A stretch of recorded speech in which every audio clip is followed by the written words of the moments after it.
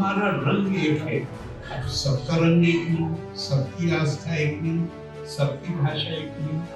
तो ये जो बेसिस बना कल्चर के डेवलपमेंट का, सोसाइटी को एक रखने का, इसमें अगर पैदा शंकराचार्य ने 4 महावाक्य चारों वेदों से लिए, अहम ब्रह्मास्मि तत्त्वमसि प्रज्ञानम ब्रह्म अयम आत्मा ब्रह्म के सामने चैलेंज ये है कि वो बहुता में एकता कैसे तलाश करे। लड़ाई की इजाजत भी उनको उसीना लिल्लज़ीना युक़ातिलूना बिअन्नहुम ज़ुल्म, लड़ाई लड़ने की इजाजत भी उनको दी जाती है जिनके खिलाफ लड़ाई लड़ी गई है और उन पर जुल्म किया गया। गांव में स्कूल नहीं था, 5.5 साल की उम्र में दिल्ली गया हॉस्टल में, और शुरू से ही पहले ही महीने में हमारी वार्डन उन्होंने मुझे बोलने के लिए कहा। हर महीने हॉस्टल का प्रोग्राम होता था, सबसे छोटी उम्र के बच्चों का हॉस्टल था जामिया में, और वो करते करते अलीगढ़ पहुंचे। अलीगढ़ में हमारे एक प्रोफेसर थे जिन्होंने, मैं बीए फर्स्ट ईयर का स्टूडेंट था, राजनीतिक महत्वाकांक्षा बहुत थी। अलीगढ़ में उस जमाने में एक परंपरा थी कि जब तक आपके पास गोल्ड मेडल ना हो तो आप सेक्रेटरी या प्रेसिडेंट का इलेक्शन नहीं लड़ सकते। परंपरा थी, कानून नहीं था। तो कमेटी बनी थी, इससे कुछ नियम भी बना दिए। तो हम गोल्ड मेडल लेना चाहते थे, तो हम वहाँ यूनियन ऑर्गेनाइज कराती है कॉम्पिटिशन, उसमें 3 सेट टॉपिक होते हैं, 3 लेक्चर पूरे होते हैं, 6 जज होते हैं, मिनिमम आपको 66% से कवर करना होता है, 6 दिन चलता है। तो पहले दिन मुझे डिबेट में फर्स्ट प्राइज मिला, लेकिन वो जो जजों में जो सीनियर था उन्होंने मुझे बड़ी डांट लगाई बात, और साथ में ये कहा कि साहब बोलने चले आए या कुछ पढ़ते लिखते नहीं। और वो थे जिन्होंने, मतलब वो उन्होंने खुद ही, जब मैं मिनिस्टर बन के आया 77 उनसे मिलने गया, क्योंकि उन्होंने बड़ी मेहरबानी ये दिखाई कि अपना पता दिया और कहा कि कोई भी स्पीच तैयार करने हो, कुछ मदद की जरूरत है मेरे पास बताइए। और हॉस्टल में रहने वाले तो बहुत दफा भूखे भी रहते, वो खाना भी खिलाते थे और पढ़ाते भी थे, तैयार कराते थे हमारी डिबेट्स को। बड़ा उनको अभी मेरे दिल में के लिए क्या जवाब होता। उन्होंने मुझसे कहा, वो फिलॉसफी के प्रोफेसर थे और बहुत एक पुरानी फैमिली है पढ़ने की, जिसमें बड़े पढ़े लिखे लोग हैं, सुप्रीम कोर्ट के जज हैं। उन्होंने मुझसे कहा कि महाभारत पढ़ो। प्रोफेसर मोहम्मद हसन साहब, अगर तुम्हें बोलने के लिए बहुत है। फिर 1980 में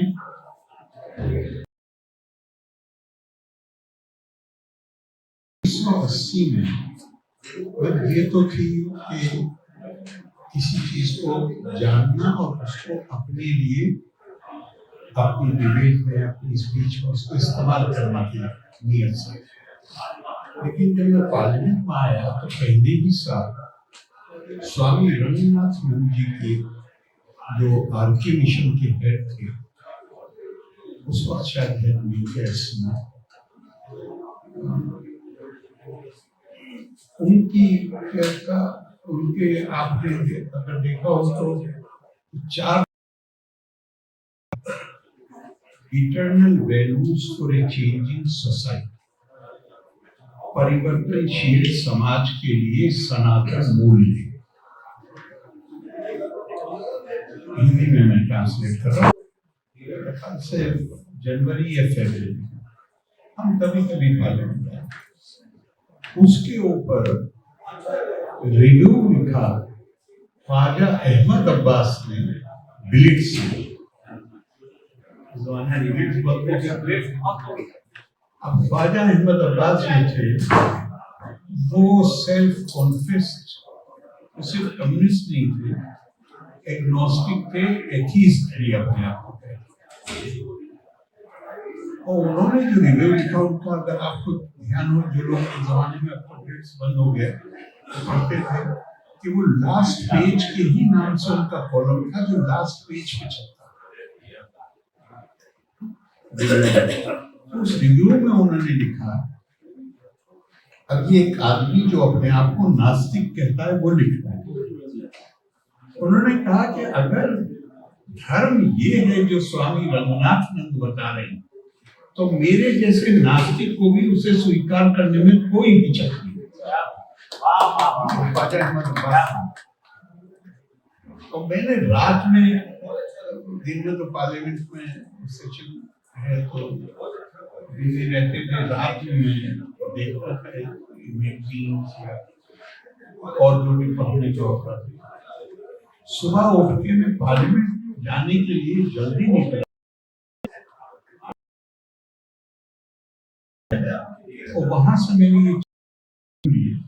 और तब वहां से शुरुआत। फिर स्वामी रंगनाथ की नंद इतना प्यारा स्वामी विवेकानंद को कोट करते हैं कि मैंने सोचा फिर स्वामी जी को क्यों पढ़ा जाए। स्वामी जी को पढ़ा तो पता चला वो शंकराचार्य को कोट करते हैं, तो फिर दिल में आया कि थोड़ा उनको भी पढ़ा जाए। और शुद्ध संस्कृत में बहुत अच्छी बात समझे थे हमने। तो फिर एक स्टेज आई, हमने सोचा कि ओरिजिनल लैंग्वेज में समझना बड़ा मुश्किल काम है, लेकिन ओरिजिनल लैंग्वेज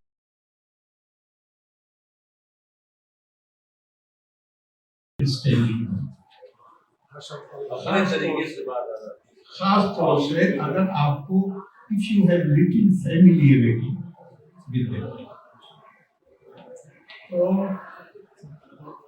वो एक तरह से कहूँ आपसे कि मैं वो जो रुचि थी, फैसिनेशन, वो बढ़ता ही चला।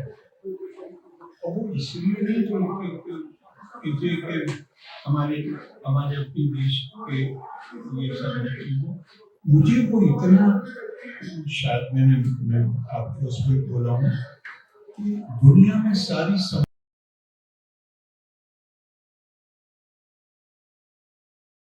मैं सब ये हर आदमी में इंडिविजुअल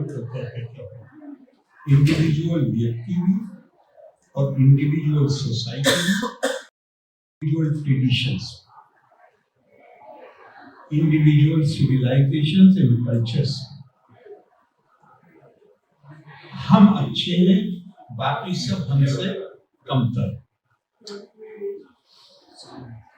कारण क्या है कि या तो बेसिकली हमारा कल्चर का मूल्य जो होगा वो हमारी एटीट्यूड्स डिटरमाइन करता है। और कल्चर जो डिफाइन हुए हैं दुनिया में वो इससे डिफाइन हुए हैं, आदमी अकेला तो नहीं रह सकता, उसे सोसाइटी चाहिए, सोसाइटी को इकट्ठी करने के लिए कोई आधार चाहिए। वो आधार क्या है? पूरी दुनिया आधार है हमारी, हम एक भाषा बोलते हैं इसलिए हम इकट्ठे हो जाए। अब पूरी दुनिया में हर कोई तो एक भाषा नहीं बोलता, तो जो भाषा से बाहर के लोग हैं वो क्या हुए? वो दूसरे बात अदर्स।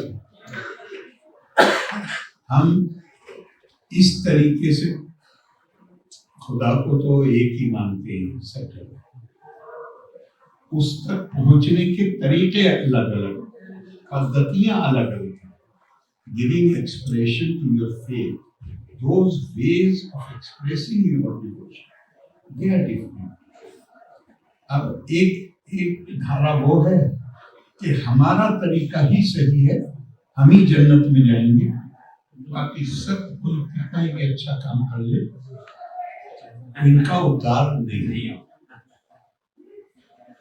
तीसरा भाषा संस्कृति, तीसरे पे वो भाषा आस्था पद्धति,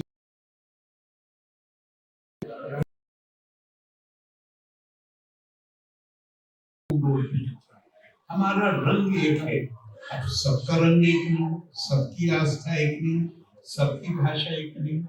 तो ये जो बेसिस बना कल्चर के डेवलपमेंट का, सोसाइटी को एक रखने का, इसमें अदर पैदा हो। और अदर हमेशा हमारी भारतीय परंपरा में कहा गया है कि अदर से द्वितीयो भय भक्ति, दूसरे से डर लगता है इंसान, जिसे मैं नहीं जानता। एक इस्लामी परंपरा में भी बड़ा पार्थिव सेंटेंस मौलानी, उन्होंने कहा अन्ना स्वादाओ मां जही, लोग जिस चीज के बारे में जानते नहीं है उसके दुश्मन बन गए। और कभी भी दूसरा जो होगा उससे आपको डर लगेगा तो उसके लिए नफरत पैदा होगी, नफरत पैदा होगी तो मन में हिंसा की भावना आएगी, और फिर वो जुबान बोली जाएगी कि इनको हम सफाई हस्ती से मिटा दें। अब मैं व्यवहारिक तौर पे नहीं कह रहा हूं, व्यवहारिक तौर पे हमारे अंदर कम बुराइयां नहीं, लेकिन कम से कम सिद्धांत के स्तर भारतीय संस्कृति परिभाषित हुई, इनमें से कोई भी आधार नहीं चुना हमारे मनुष्य ने। उन्होंने कहा आत्मा, शंकराचार्य ने 4 मठ बनाए। लोग कहते हैं शंकराचार्य ने मठ बना के भारत में एकता पैदा कर दी, बिल्डिंगों से कभी एकता नहीं पैदा होती। शंकराचार्य ने 4 महावाक्य चारों वेदों से लिए, अहम ब्रह्मास्मि तत्त्वमसि प्रज्ञानम ब्रह्म अयम आत्मा ब्रह्म। चारों का क्या मतलब है? मानव की दिव्य, मैं मानता हूं कि भारतीय संस्कृति का जो सबसे बड़ा योगदान है वो ये है कि उसने दिव्यता का मानवीयकरण किया और मानव का दिव्यकरण किया। ये उसका सबसे बड़ा कंट्रीब्यूशन है। हम बड़े जोर से कहते हैं, बड़े हमारे ऊपर ऊंचाई में पैदा, तब भी कभी नहीं सोचा किसी का हमला करना। ऐसा इसलिए नहीं कि हम एज इंडिविजुअल ज्यादा अच्छे हैं, दूसरे खराब है, ये नहीं कारण। कारण ये है कि हमारी संस्कृति हमें इसकी इजाजत नहीं देती। जब मुझे आपको आप में मुझे ब्रह्म को देखना है तो फिर मैं आपके पैर पे पैर कैसे रखूं? अभी वसुधैव कुटुंबकम की बात है। वसुधैव कुटुंबकम तो बहुत बाद में है, हितोपनिषद में है। आप जो कभी हम गौर नहीं करते, माता च पार्वती देवी पिता देवो महेश्वरा बांधवा मानवा सर्वा, सभी मनुष्य स्वदेशो भुवन तिरेयम, स्वदेशो भुवन तिरेयम, ये तो बहुत बाद में है। और पीछे चले जाए, जन्म विभ्रति बहुधा विवाचसम, जन्म विभ्रति बहुधा विवाचसम धर्मा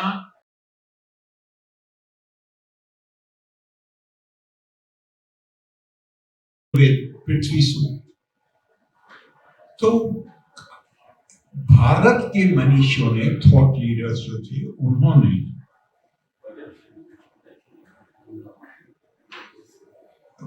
वेदों में जो शब्द हम कहते हैं, विविधता कहते हैं, डाइवर्सिटी कहते हैं, प्लूरलिज्म कहते हैं, वेदों में जो शब्द प्रयोग हुआ है वो हुआ है बहुधा। बहुधा नैसर्गिक नियम है, लॉ ऑफ नेचर है। उन्होंने ये माना कि इंसान के सामने चैलेंज ये है कि वो बहुधा में एकता कैसे तलाश करे, तलाश नहीं करे, बहुधा को कैसे एकता को मजबूत करने के लिए जीवन का उद्देश्य। उनका जीवन का उद्देश्य आमतौर से सुख प्राप्ति के लिए, ये जीवन का उद्देश्य कैसे हो सकता? जीवन का उद्देश्य ज्ञान, उनका ज्ञान का उद्देश्य अपने अंदर वो क्षमता पैदा करना जहां नजर आने वाली विविधता के पीछे छुपी हुई एकता को देख सके। और पूरा कौन सा, आप कौन सी किताब उठाना चाहते हैं? कौन सी किताब उठाना? कोई भी एक भाव जिससे एकता भी हो पाए और which has power to unite, एक भाव। मुझे एक श्लोक गीता का याद आता है, मैं समझता हूँ वो सारी समस्याओं का समाधान। बल्कि उससे भी पहले हम भी वही भाषा बोलने लगे।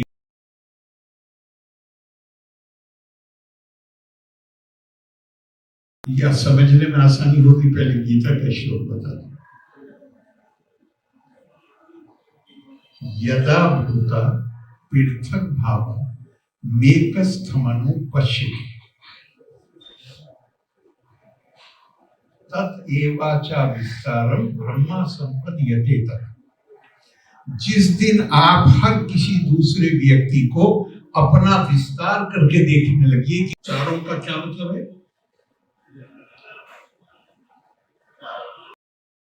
मानव की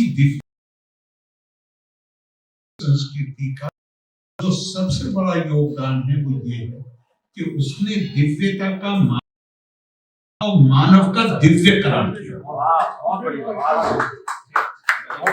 ये उसका सबसे बड़ा कंट्रीब्यूशन है। हम बड़े जोर से कहते हैं बड़े हमारे ऊपर हमले हुए, हमें गुलाम बनाएगा, और भारत ने जब भारत अपनी ऊंचाई में पैदा तब भी कभी नहीं सोचा किसी का हमला करना। ऐसा ही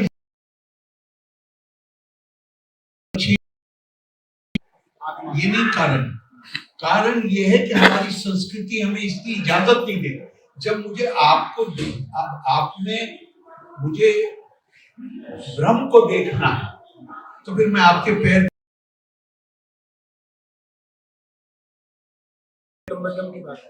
वासुदेव कुटुंबकम तो बहुत बाद में है, हितोपनिषद में है, जो कभी हम गौर नहीं करते। माता च पार्वती देवी पिता देवो महेश्वरा बांधवा मानवा सर्वा स्वदेशो भुवंतिरेयम स्वदेशो भुवंतिरेयम। ये तो बहुत बाद में है, और पीछे चले जाए। जन्म विभ्रति बहुधा विवाचसम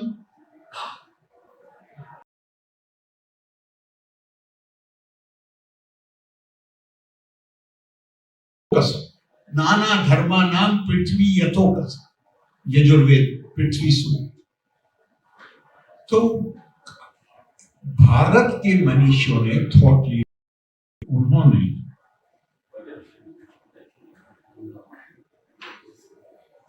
वेदों में जो शब्द हम कहते हैं, विविधता कहते हैं, डाइवर्सिटी कहते हैं, प्लूरलिज्म कहते हैं, वेदों में जो शब्द प्रयोग हुआ है वो हुआ है बहुधा।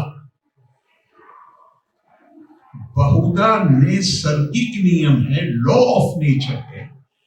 उन्होंने ये माना कि इंसान के सामने चैलेंज ये है कि वो बहुधा में एकता कैसे तलाश करे, तलाश नहीं करे, बहुधा को कैसे एकता को मजबूत करने के लिए जीवन का उद्देश्य।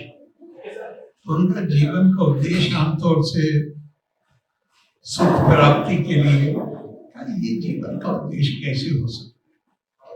जीवन का उद्देश्य ज्ञान की प्राप्ति। उनका ज्ञान का उद्देश्य ज्ञान का उद्देश्य अपने अंदर वो क्षमता पैदा करना जहां सामने से नजर आने वाली विविधता के पीछे छुपी हुई एकता को देख सके। और पूरा कौन सा आप कौन सी किताब उठाना चाहते हैं? कौन सी किताब उठाना? कोई भी एक भाव जिससे एकता भी हो पाए और which has power to unite। एक भाव। मुझे एक श्लोक गीता का याद आता है, मैं समझता हूँ वो सारी समस्याओं का समाधान। बल्कि उससे भी पहले हम भी वही भाषा बोलने लगे, वो पहले मैं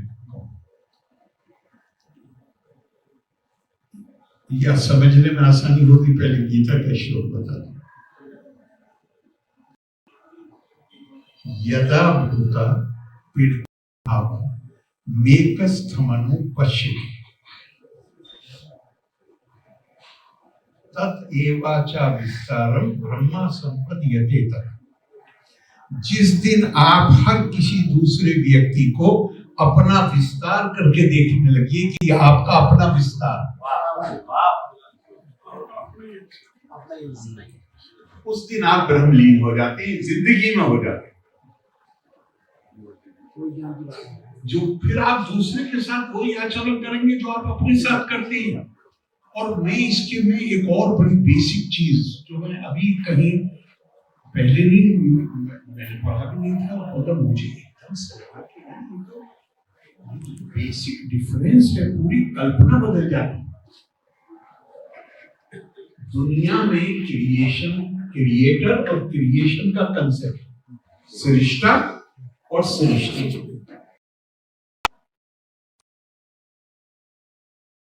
सृष्टा और सृष्टि, मैं आपके सामने हूं और मैंने कुछ चीजें मंगा के, यही है चार्ट है, तो ये चीजें मंगा के मैंने पैदा की, तो मेरी क्रिएशन है। यहाँ वैदिक ऋचा है, सो काम बहु श्याम पिरजा येति। और जब परमात्म तत्व ने आदि काल में ये इच्छा की, ऐसा गौर से सुनिएगा, मुझे बड़ा इंपॉर्टेंट लगा, ये इच्छा की कि मैं अपनी प्रजा को पैदा करने के लिए बहुरूप हो जाऊं। इसे क्रिएटर और क्रिएशन से ये अलग कंसेप्ट है। आप उस बहुरूप में से एक रूप है, उसी का रूप। सो कामायता बहुश्याम प्रजा येति। तो एक तो ये है कि I am dealing with you as creation of God and I am dealing with you as one of the manifestation of God. It becomes very powerful. मुझे भी, मैं जमाने से पढ़ रहा हूँ और भगवान विद्युता की बात कर रहे हैं, तो विद्युता में एक बड़ी खूबसूरत कहानी है, सेमिटिक ट्रेडिशन। सेमिटिक मतलब यहूदी, क्रिश्चियन, जूइश, क्रिश्चियन, इस्लाम, मुस्लिम, बड़ी खूबसूरत story. Moses is the greatest, one of the greatest profit. Juice के लिए तो वो सबसे बड़े प्रॉफिट है, लेकिन equally respected by the Christians and Muslims. तो वो one day he was speaking to a small crowd, छोटे से लोग थे, उनके बीच में बात कर रहे थे, तो एक आदमी ने पूछा कि पहले मूसा ये बताओ, आज के दिन सबसे बड़ा विद्वान कौन?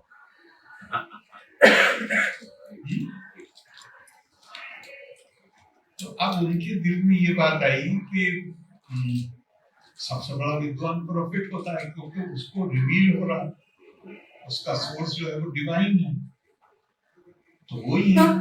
लेकिन दिल में ये डर लगा कि अगर मैंने कहा मैं हूं तो मैं खुदा को पसंद नहीं आता, तो चुप रहे। जो फिर पूछा, तब आके इन्होंने कह दिया मैं। और वही हुआ जिसका मैं डर था कि मैं तो उसको पसंद नहीं वाला, मैं तो उसको पसंद ही नहीं। चाहे आप जितने पहुंचे हुए से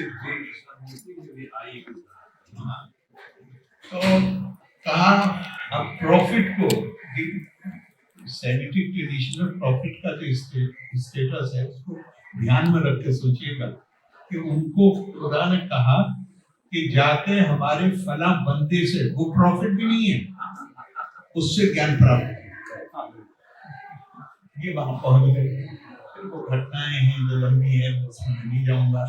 जहाँ उन्होंने जिस नाव वाले ने उनसे पैसे भी नहीं लिए, उसमें छेद कर दिया, एक बच्चे को मार दिया, एक दीवार जिस गांव में उन्हें पानी भी नहीं पिलाया, वहां एक दीवार गिर गई कि उसको पीठ लगा के सीधा कर दिया।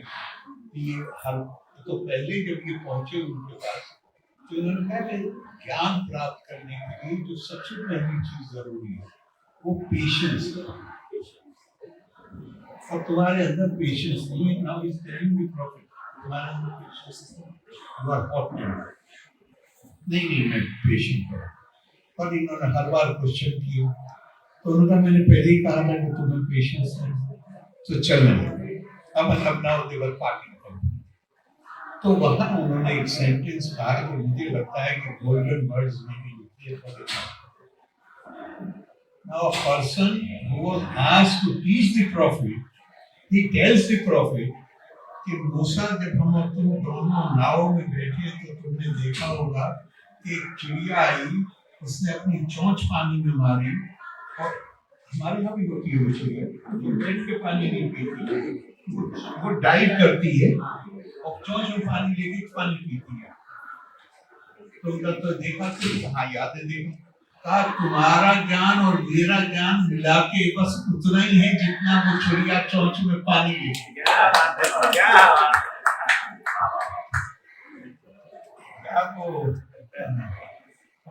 मशहूर वो जैपनीज ओरिजिन का जो अमेरिकन साइंटिस्ट है मिशिओ काकू, वो कह रहा है कि साहब 5000 साल पे पिछले 50 साल भारी हैं और पिछले 50 पर पिछले 5 साल भारी हैं, और अगले 5 साल में दुनिया क्या से क्या हो जाएगी वो उसकी आप आज कल्पना भी नहीं कर सकते। और वो कह रहा है कि ऑलरेडी जर्मनी में एमआरआई ब्रीफकेस के साइज का बन गया है, विद इन 2 years स्मार्टफोन के साइज का होगा, and it won't take more than 3 years. It will be a small pill which you will swallow, it will pass through your system and everything will come on your computer. And he is saying we have so far not explored even 3% of the physical world. तो ज्ञान की कोई सीमा है साहब, हम कहाँ से विद्वान हो जाएंगे? बिल्कुल नहीं, हम विद्यार्थी हैं, खालिस और खालिस विद्यार्थी। बट अपने देश की जो ये धरोहर, ये मुझे फैसिनेट करती है। मुझे लगता है कि हमें पूरा हक है, हम इस पे गर्व करें, और उससे ज्यादा जरूरत है हम अपने ऊपर शर्म करें। अगर हमने इस चीज को पूरी दुनिया को बता, भाई 1948 में यूएन का चार्टर आया है ह्यूमन राइट्स का, पहली बार दुनिया ने ये एक्सेप्ट किया डिग्निटी ऑफ मैनकाइंड, मानव आदमी की हैसियत से प्रतिष्ठा का अधिकारी है, पहली बार दुनिया में 1948 में एक्सेप्ट किया। भारत में 5000 साल पहले कहा गया अहम ब्रह्मांड तत्वमसि, हमने डिविनिटी मैनकाइंड की। अगर हमने ये दुनिया को बताया होता तो 48 में इसकी जरूरत पड़ती, वर्ल्ड वॉर हुई होती। तो हमें गर्व करने का पूरा अधिकार, लेकिन शर्म कर, ये ऐसा ज्ञान है, ऐसा ज्ञान आज पूरी दुनिया तड़प रही है कि ऐसी चीज के लिए जो सबको एक दृष्टि से देख सके। इसीलिए सारी दुनिया ने, व्यवहार में हो या ना हो, 1948 के चार्टर पर पूरी दुनिया ने दस्तखत कर दिए। व्यवहार में नहीं है। वक्त लगता है, कानून बदल देते हैं, आदत बदलने में वक्त लगता है। तो मैं कुछ और करता ही नहीं हूँ इतने सालों से। बहुत घूमता हूँ पूरे देश में, पर जब इन्विटेशन आता है कि अभी मेरा सब्जेक्ट ये है, ताकि आप अगर कुछ और करना चाहते हैं तो मैं कुछ मिला दूंगा, मैं इस सब्जेक्ट को बोलना चाहिए। कितने साल हो गए मैं सिर्फ यही बातें सब जगह जाकर करता हूँ। आपको देखिए लगता है ज्ञान से विनम्रता बिल्कुल ठीक है। जो सबने कहा ना ज्ञान ये एक तरह के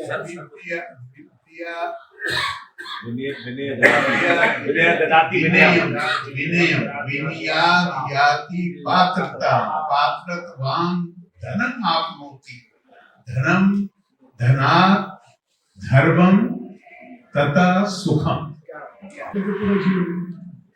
आज का जो एटमॉस्फेयर छोटा सा एक छोटा सा विषय है कि बड़ा टॉक्सिक एटमॉस्फेयर हुआ है। एक ही शब्द है जिसकी वजह से टॉक्सिक है, काफिर। काफिर कुरान में किसको कहा गया है? हमारे यहाँ जैसे कहते हैं कि ईश्वर में जो विश्वास नहीं करता नास्तिक है या इंग्लिश में एथिस्ट है। मैं समझता हूँ काफिर शब्द नास्तिक और एथिस्ट का ये सिनोनिम है। और काफिर जो हिंदू है अपने विश्वास नहीं रखता वो नास्तिक कहलाता है। जो मुस्लिम जो है इस्लाम धर्म जिसने दिया हुआ है वो मोहम्मद साहब में विश्वास नहीं रखता तो काफिर कहलाना चाहिए, कि न कि सभी काफिर, सभी गैर मुस्लिम काफिर, सभी कहना। हाँ, ऐसा है, ऐसे भ्रांति बनाई, ऐसा इंप्रेशन ये है कि सभी जो गैर मुस्लिम है वो काफिर है, उनको नष्ट करना उद्देश्य है। ऐसा क्या वास्तव में कुरान में कहा गया है या इंटरप्रिटेशन हम लोग को गलत कर दिया? एक तो ये है कि देखिए, मैं तो जो मेरी समझ जो मैंने समझा है वो मैं आपको बताऊंगा, लेकिन मुझे ये गलतफहमी नहीं है कि मैं जो आपको बताऊंगा उसको दूसरे लोग भी स्वीकार करेंगे। ये गलतफहमी नहीं, लेकिन मैं वही आ रहा हूँ। लेकिन ये बात मैं बहुत जगह बोला हूँ और कुरान की आयतें कोट करके बोला हूँ।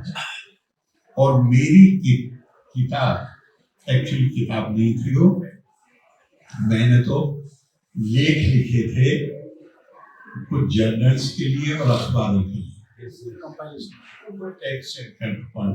लेकिन अरुण शौरी जी, एम.जे. अकबर साहब और भी लोग थे, उनकी राय थी कि ये लेख नहीं किताब का सब्जेक्ट है, न्यूज़पेपर्स का। जो उनकी राय थी वो सही निकली। 11 हफ्ते में वो किताब बेस्ट सेलर हो गई। और आज अमेरिकन यूनिवर्सिटी में भी कुछ में वो सिलेबस में है पोस्ट ग्रेजुएशन। तो मैंने तो नहीं, किताब की नीयत से नहीं लिखा था उसमें, तो उसमें इसके ऊपर एक आर्टिकल है और आज तक किसी ने भी उसको रिफ्यूट नहीं किया। किसी ने भी ये नहीं कहा है कि मेरी जो एसर्शन है वो सही नहीं, ये किसी ने नहीं कहा। बल्कि मैंने किसी बहुत बड़े लीडर से जिन्होंने जिन्होंने सार्वजनिक रूप से प्रश्न उठाया था, मेरी मुलाकात हुई तो मैंने उनसे कहा, मैंने क्या आपको काहे की चिंता है काफिर होने की? मुझे तो 86 से इतने कुफ्र के फतवे लगे हैं, मुझे आज तक चिंता नहीं। अच्छा, ये हाल की बात है, मजाक की बात है, ये हकीकत है। हिंदुस्तान में ही देवबंदी बरेलियों को काफिर कहते हैं, नॉन मुस्लिम को छोड़ दीजिए, थोड़ी देर के लिए बाकी ये तो सब काफिर। देवबंदी बरेलियों को काफिर कहते हैं, ऑफिशियली फतवे देते। बरेलवी देवबंदियों को कहते हैं। दोनों मिलके ऐसा मुकाबला किया जा सकता है। तो वो लोग, मैंने पार्लियामेंट की स्पीच में भी कुरान की आयतें कोट की थी, हदीस कोट की थी, और जिसका लोग जिक्र करते थे कि ये बताओ ये सही कोट किया है गलत किया, कि कोई जवाब नहीं देता। तो मुकाबला इससे मैंने अब तो बहुत आसानी हो गई है कंप्यूटर के पास, एक शब्द डालिए आप, कितनी बार वो पूरी किताब में प्रयोग हुआ वो सब आ जाएगा।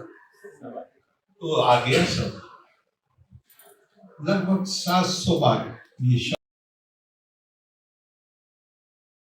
99% 100 नहीं कहूंगा,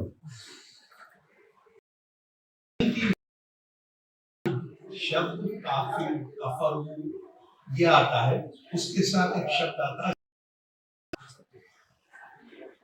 सद्दू। ये नास्तिक कुरान की आयतों पे अगर आप जाएंगे ये नास्तिक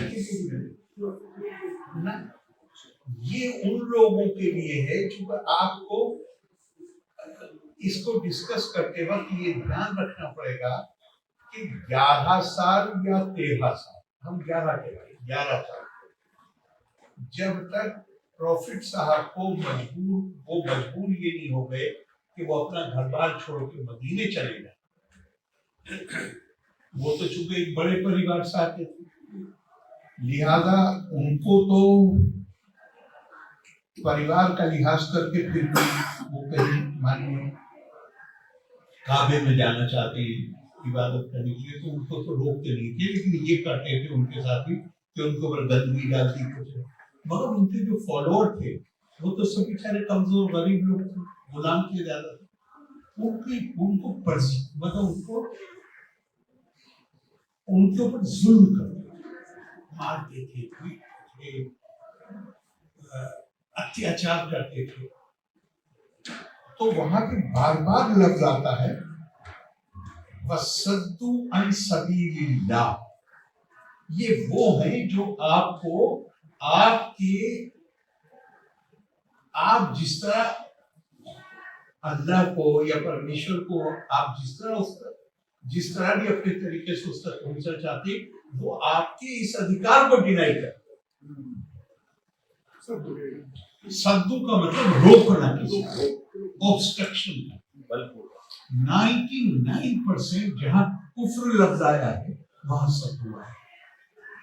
तो इसका मतलब ये हुआ कि ये नॉन पहुंचने नहीं देना, जो कोई दूसरे को उसकी आस्था की आजादी डिनाई करे, तो इसका रिवर्स हो गया जो प्रेजेंट कंसेप्ट जैसा मुझे लग रहा है। बल्कि मैं आपको एक मतलब ये तो इतनी ज्यादा आयतें हैं कि याद रखना मुश्किल काम है। अभी मैं अपना आईपैड निकालूं तो आपको नंबर भी बता दूंगा कितनी आयतें, लेकिन एक आयत बताता हूँ। उसमें कहा गया लड़ाई की इजाजत भी उनको उसीना लिल्लज़ीना युक़ातिलूना बिअन्नहुम ज़ुल्म, लड़ाई लड़ने की इजाजत भी उनको दी जाती है जिनके खिलाफ लड़ाई लड़ी गई है और उन पे जुल्म किया गया। Only sufferer has the right to fight. Only those who have been oppressed. Yes. Now earlier they were not even permitted to fight back. Now they are being permitted to fight back. And why they have been oppressed? Because they believe in God. And फिर वो वहां तक तो चलो ठीक है, वो उनका जो अपना बिलीफ है उसके मुताबिक है कि उसमें उन पर मतलब this is because of their conscience they are being oppressed.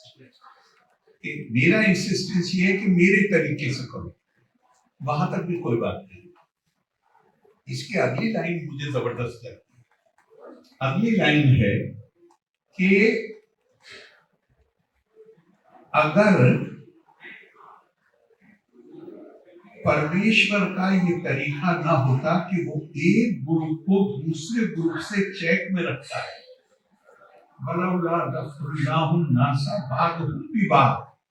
एक ग्रुप के जरिए दूसरे ग्रुप को चेक में रखने का, ये बहुत इंपॉर्टेंट वर्ड है। कोई आपको किसी ने आज तक इसको रिफ्यूट नहीं किया दे रहा है। मैं कितनी जगह बोलो, कितनी बार इंडिया इस्लामिक कल्चर सेंटर में बोलो, लहुद्दिमत सवामिउन व बियाउन व सलावातुन व मसाकिन युज़करू फी हस्मुल्लाहि कसीरा। अगर एक ग्रुप को दूसरे ग्रुप से कंट्रोल में न रखा गया होता तो यहूदियों के सिनागोग्स क्रिश्चियंस के चर्चेस, और उर्दू में उनको कहा है तरसा। तरसा बुद्धिस्ट को कहा है। तरसा के मंदिर, मंदिर भी एक्चुअली मेडिटेशन प्लेस, वल मसाजिद, और मस्जिदें, मोनेस्ट्रीज, बियाउन का मतलब है मोनेस्ट्री और मस्जिद, और चारों के लिए कहा जहां अल्लाह का नाम बहुत ज्यादा लिया जाता है। ये सब के सब गिरा दिए गए। मतलब वो कह रहे हैं कि सिनागोग में भी उसी खुदा का नाम लिया जा रहा है, नाम अलग है। चर्च में भी उसी का की इबादत हो रही है, बुद्धिस्ट मंदिर में भी उसी की इबादत हो रही है, और मस्जिद में भी उसकी इबादत। अब मैं शुरू की बात बता रहा हूँ आपको। जब मैंने मतलब पढ़ने का शौक तो था, लेकिन गहन नहीं किया, क्योंकि मैं ज्यादा अब जो महाभारत ज्यादा पढ़ी थी, लेकिन 86 के बाद में जितनी मेरे अंदर उसके हिसाब से शुरू में ये आयत आती है, इन्नल्लज़ीना आमनू वल्लज़ीना हादू वन्नसारा वस्साबीना मन आमन बिल्लाहि वल यौमिल आखिर, कि वो लोग जो उस पे ईमान लाए जो प्रॉफिट मन, जो रेवलेशन प्रॉफिट को दी गई, जो वल्लज़ीना हादू जो यहूदी हैं, जो क्रिश्चियंस हैं, जो साबई। अब साबई कौन? साबई सीरिया में एक सेक्ट है जो स्टार वर्शिप, दी वर्शिप स्टार्स। ये लिखा हुआ है, साफ साफ लिखा हुआ। या तुम कोई भी हो, आगे ये भी है उसमें, तुम कोई भी, anybody who believes in God, सब कर्म करता है, अकाउंटेबिलिटी में विश्वास करता है। मुसलमान कहता है मिसाल के तौर पे, क्रिश्चियन कहता है डे ऑफ जजमेंट, हिंदू क्या है अकाउंटेबिलिटी नहीं, पुनर्जन्म उठता है, कर्म उठता है। अगर अकाउंटेबिलिटी तो कहा अकाउंटेबिलिटी में मतलब ये कि मैं सॉवरेन नहीं हूँ, मुझे कॉन्सिक्वेंसेस अपने कर्म के फेस करने पड़ेंगे। ये अकाउंटेबिलिटी है, चाहे कयामत के दिन हो और चाहे ये इसी जन्म में हो जाए। बल्कि दूसरा ये है कि आप खुदा के राइट्स को डिनाई करिए तो कयामत के दिन हिसाब होगा। बंदे के राइट्स मान लीजिए तो यही दुनिया में आपको भोगना पड़ेगा, ये भी साथ में है। तो अब उन्होंने कहा कि तुम कोई भी हो, ये सब हो, तुम यहूदी हो, तुम ईसाई हो, तुम साबई हो, स्टार वर्शिपर हो, या तुम कोई भी, अगर तुम सत्कर्मी हो और अगर तुम खुदा में तुम्हारी आस्था है, अब मैं उसी ऑर्डर में बता रहा हूँ जिसमें कुरान में, अगर खुदा में तुम्हारी आस्था है, अगर तुम अकाउंटेबिलिटी में विश्वास करते हो, यौमिल आखिरत और अमीर स्वालिह और बेहतर अमल करते हो, तो तुम्हें कोई रंज और गम की जरूरत ही नहीं है, तुम्हारा रिवॉर्ड इज विद गॉड। तो मैंने एक मौलवी साहब से, मैं नया आपने देखो इतना गहरा अध्ययन शुरू किया। हमारे बहराइच के कोई मौलवी जो मोदी नगर में पढ़ाते, वो मिलने आ गए। मैंने उनसे पूछा, उन्होंने थ्योरी मुझे समझाती थी, ये आयत थी मगर ये रिपीट हो। मैं चुप रहा ऐसे कि मैं तो शुरुआत ही करी। वो पढ़ते पढ़ते जब आगे बढ़े तो पता चला कि रिपीट हुई है। रिपीट बता रहे हैं वो, और ये रिपीट हो रही है।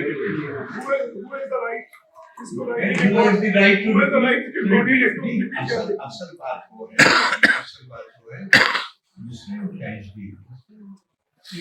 प्रॉफिट साहब के 10 साल के अंदर they became politically single super power, और तुलसीदास जी ने कहा कि होता पाई किसे मत है।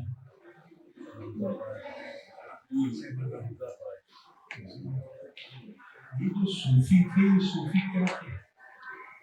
ये स्कॉलर्स थे नहीं, इन्होंने जैसे अताबिबासी फर्स्ट सेंचुरी में उसने कहा ये जो तुम दूसरों के ऊपर हमले करके कब्जे कर रहे हो ये जिहाद नहीं है। जिहाद के लिए तो शर्त साफ है, तुम्हारे ऊपर जुल्म होना चाहिए और अकेले जुल्म पे भी जिहाद नहीं कर सकते। तुम्हें तुम्हारे घरों से निकाला गया तब तुम लड़।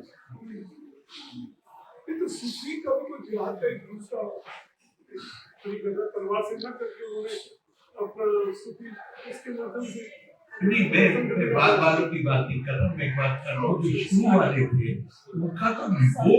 उनका तो रिवोल्ट था उस लीगलिज्म और स्टेटिज्म के लिए।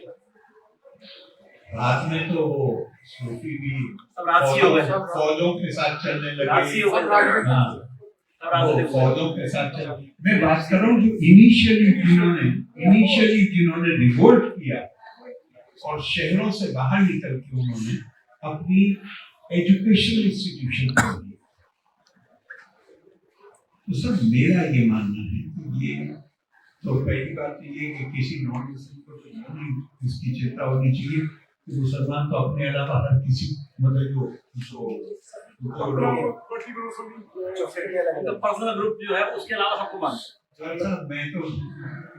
मैं तो और आगे बढ़ के कहूंगा कि वो लोग बेसिक बात जान लीजिए। Religion is a matter of conviction when it becomes profession. तो उसके consequences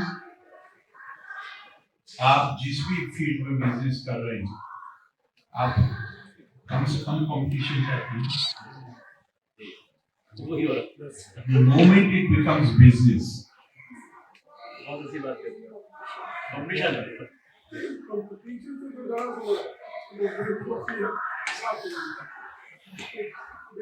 नहीं वो सब नहीं होते। 4 बाकी हर दौर में जिंदा रहे कभी नहीं खत्म होगा। सर एक चीज पूछना चाहूँ कि आपने शुरुआत में बोला था कि मेरे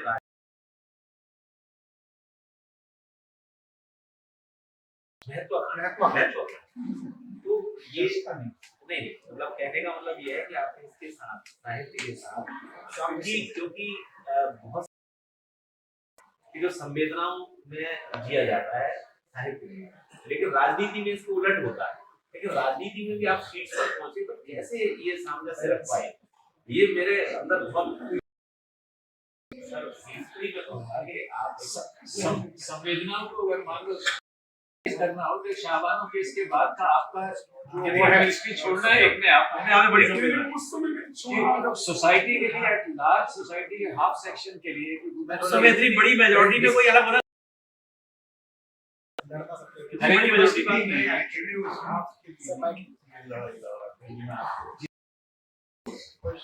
मैं अकेले महिलाओं की लड़ाई नहीं लड़ रहा।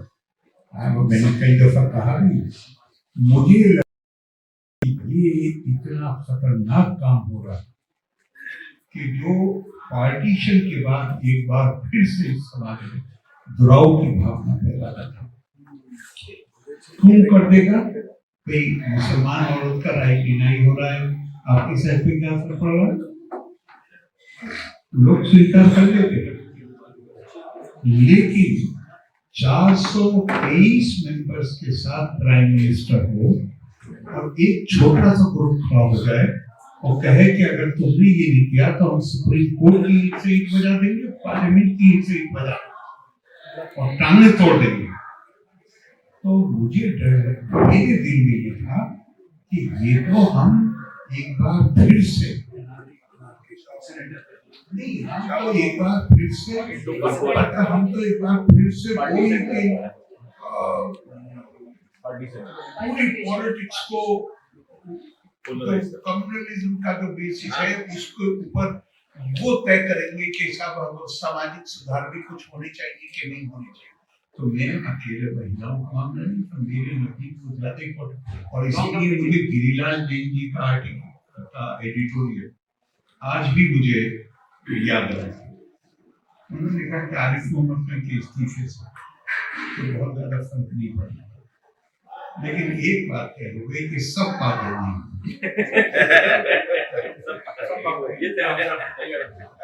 Yes, उन्होंने अपनी भी लेनी पड़ेगी। जी। वो कहते हैं, एक जो अच्छी बात हुई है अगर आपकी स्पीच को रिवर्स गैलरी से तो उन्होंने ये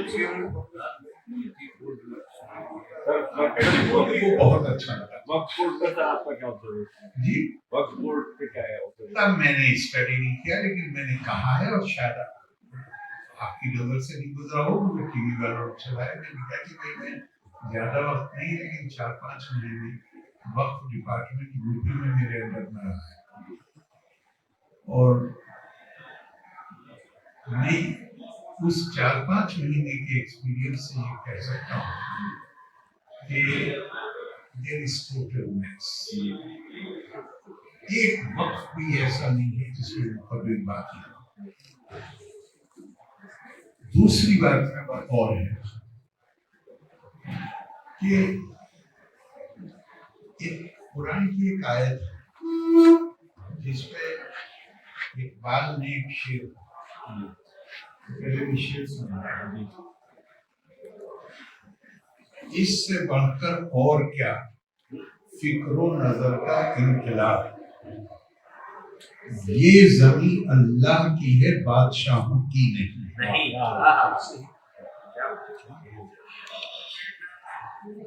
बादशाह में जमींदार भी आता है, बादशाह में कोई भी जो स्वामी है किस चीज का हो गया। कुरान में तो कहीं वक्फ का जिक्र ही नहीं है। ये सब असल में हमारी प्रॉब्लम ये है कि हम ये समझते हैं कि आज हम जिस पोजीशन में, ये हमेशा बनी रहे। बड़े लोग थे, जमींदार थे, उनका भाई हमारी प्रॉपर्टी का डिवीजन ना हो, औलाद के नाम वक्फ कर दिया कि बेचेंगे ये सब।